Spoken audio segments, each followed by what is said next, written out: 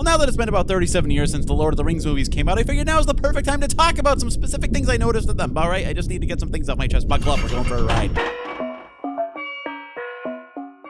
Now, I love me the Lord of the Rings movies. The first two are basically perfect. They're among the few movies I'll get caught up in anytime I watch them. They're each 8.5 hours long, and they don't feel like it at all. The impressive thing about them is how extensively they use special effects, but it barely feels like there even are special effects. You just get caught up in the story in this fantasy-ass world like few other movies are able to do for me. But it's that third movie where things start to get a little overindulgent. Now, the third movie's still really good, but it kinda doesn't stick the landing for me. In no particular order, here's a few things that stood out to me on a rewatch.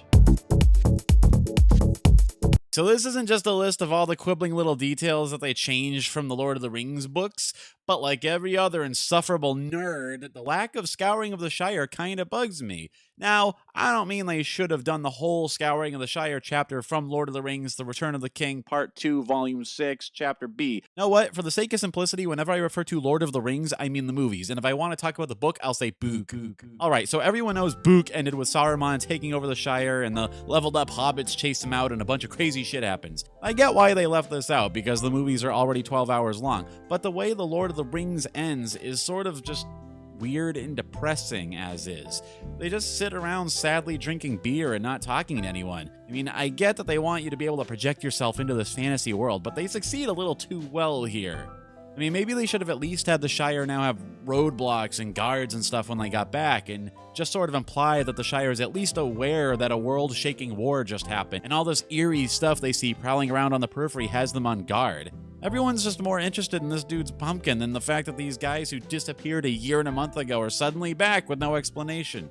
Speaking of food, there's this whole new stretch where Gollum frames the other guy for taking the last of the vanilla wafers or whatever, and unlike just about every other moment from all of these movies, this is one stretch that just sort of goes nowhere and has minimal impact on the actual events of the story. I guess they wanted Frodo to face the spider by himself and have kind of tension when he gets caught before Sam comes back just in the nick of time, or maybe they just thought these two weren't getting enough screen time, I don't know. But it feels kind of padded and introduces this weird possible plot hole of how they survived a trip across the desert with the last of their food thrown away. I mean, they did make kind of a big deal of how little they had left and how they were rationing it out. Did Sam recover some of the bread that got thrown away? Because it looks like he just sort of crushes it in his hand. I mean, like, por qué did he do that? Hey, speaking of hand strength,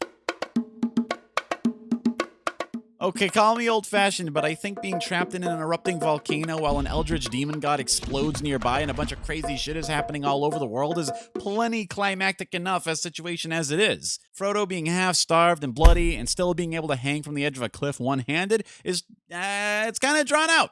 Plus the old "don't you quit on me" cliche.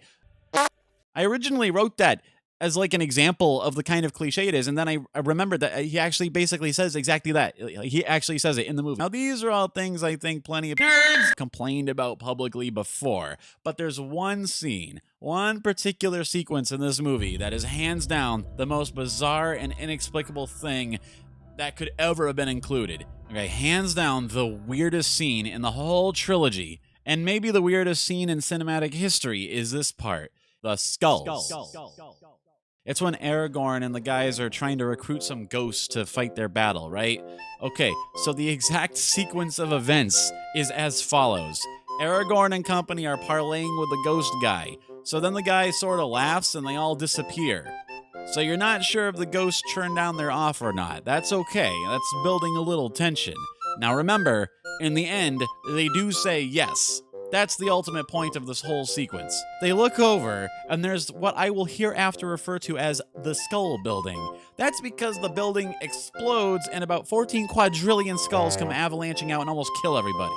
Now, they escape in an exciting sequence and make it outside. It's over so quick you don't really have a chance to ask, why did this happen? Why did this happen? I'm not really sure if this is meant to be like a hallucination or a vision, or if it really literally happened.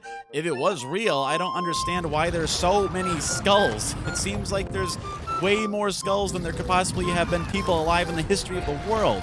Also, why are they stacked up inside of a big skull mansion? Were the ghosts trying to kill them? Why? If they were just gonna say yes to their offer afterwards. Was it like a final test of their worthiness or something? Were they just fucking with them? Did they spend 1,000 years carefully stacking skulls inside the skull building and this was their one shot at, deploying them? I think that's the right word. I don't know, maybe they were just trying to kill Gimli or something. What really slaps my ass about this scene is the way Aragorn looks up with this sort of, oh fuck, look on his face. Like, does he realize what's about to happen? Does he understand that this is a skull building and it's about to disgorge 40 trillion skulls on him and his friends? Like, he looks up and he puts 2 and 2 together in his head and realizes, oh shit, it's a skull avalanche about to happen. Like, what clues led him to this realization? Was I supposed to understand that this was about to happen? Are skull buildings a common concept that only I wasn't aware of until this moment?